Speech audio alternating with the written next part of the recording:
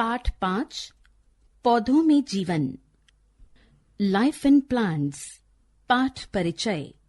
Introduction. हमारा जीवन पेड़ पौधों पर निर्भर है। हमें उनका संवर्धन व संरक्षण करना चाहिए।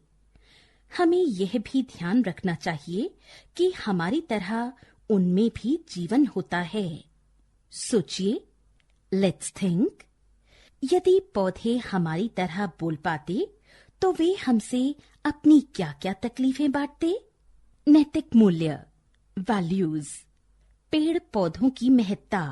पेड़ पौधों के संरक्षण के प्रति जागरूकता, बड़ों की बातें मानना, समस्या समाधान, वैज्ञानिक दृष्टिकोण एवं संवेदना का विकास। रात के 9 बजे थे।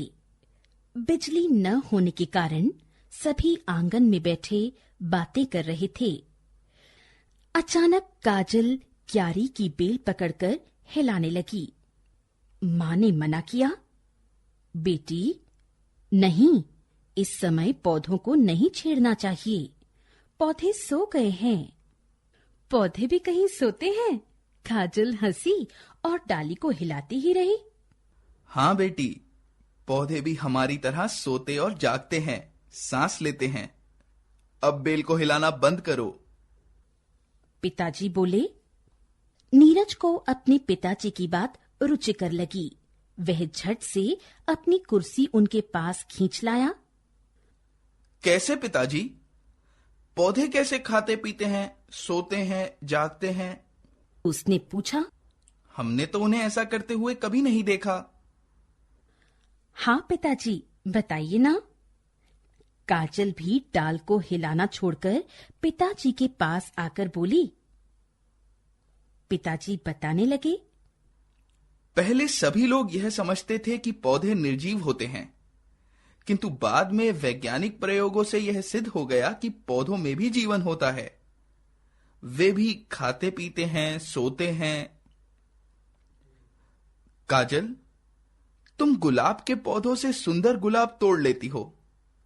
तुम्हें मजा आता है, किंतु तुम्हारी शैतानी से बेचारा गुलाब का फूल तो मर ही जाता है। तुम देखोगी कि थोड़ी देर बाद ही वह मुरझा जाता है। उसकी पंखुड़ियां गिरने लगती हैं। जानती हो क्यों? जब वह डाली पर था तो उसे भोजन और पानी मिलता था। डाली से अलग होकर गुलाब को भोजन नहीं मिल पाता और वह निर्जीव सा हो जाता है। काजल हैरानी से पिता की ओर देखती है।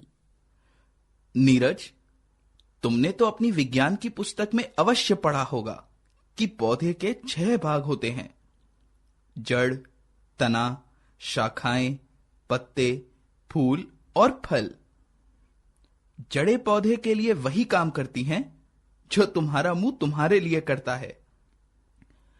वे धरती से खनिज और पानी चूसती हैं और तने की ओर धकेलती हैं। जड़ें पौधे को मिट्टी में मजबूती से गाड़ कर भी रखती हैं। बच्चे पिता की बातें बहुत ध्यान से सुन रहे थे। अच्छा, तो पौधे सांस कैसे लेते हैं? काजल ने पूछा।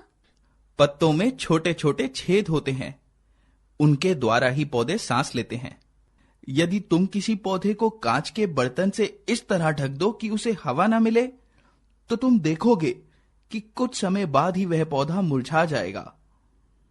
पत्ते ही सूर्य की गर्मी में हवा से कार्बन डाइऑक्साइड लेकर क्लोरोफिल की सहायता से पौधे के लिए भोजन बनाने का काम करते हैं। कार्बन डाइऑक्साइड क्या गंदी हवा को कहते हैं? नीरज ने पूछा। तुम ठीक कहते हो, लेकिन पौधों के जीवन के लिए यही आवश्यक है।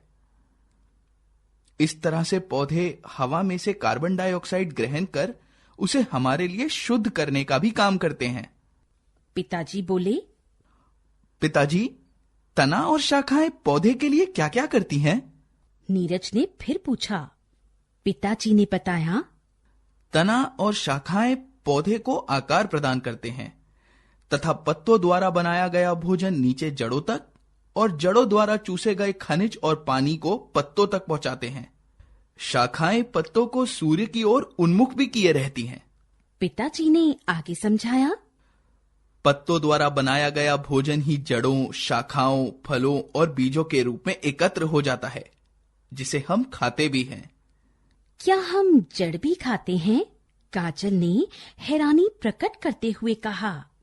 हाँ, चुकंदर, मूली, गाजर, शलगम आदि पौधे की जड़ों का ही रूप है। गन्ना, कमल ककड़ी आदि पौधे के तने के रूप हैं। माँ ने बातचीत में भाग लेते हुए कहा। पत्ते को साग या चटनी के रूप में भी खाते हैं, जैसे मेथी, पालक, सरसों, चने के पत्ते, चौलाई के पत्ते, धनिये के पत्ते आदि। कुछ पौधों के फल और कुछ के बीज खाए जाते हैं। बताइए तो, कौन से पौधों के फल सब्जी के रूप में खाते हैं?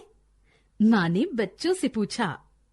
सवाल सरल था, फिर भी बच्चे उसका जवाब नहीं दे पाए। देखो, काशी फल तो फल कहलाता ही है। टमाटर, घिया, भिंडी भी पौधों के फल ही होते हैं। फल अपने अंदर बीज को समेट कर रखते हैं। यही उनके फल होने की पहचान है। पिताजी, आपने यह तो बताया नहीं कि हम बीज किन पौधों के खाते हैं। नीरज बोला। सारी दालें पौधों के बीज ही तो होते हैं। सरल उदाहरण लेना चाहते हो तो मटर की फली, लोबिया, सेम, ग्वार की फली का नाम भी ले सकते हो। इतने में बिजली आ गई। माँ उठकर रसोई घर में चली गई। बच्चों का ध्यान इन्हीं बातों में था। वे पिता के पास वहीं बैठे रहे। बच्चों की रुचि देखते हुए पिताजी आगे बोले। हमारा जीवन वनस्पति जगत पर निर्भर करता है। हमें व्यर्थ में फूलों और पौधों को तोड़ना नहीं चाहिए। तुमने देखा है, माली पौधों को अपने बच्चों के समान प्यार करता है, उनकी देखभाल करता है। हमें भी उसकी तरह पेड़ पौधों की देखभाल करनी चाहिए। खाना लग गया है, जल्दी आओ, खा लो, कहीं बिजली फिर से न चली जाए। माँ ने पुकारा, किंतु बच्चे अभी भी पौधों के विषय में ही सोच रहे थे।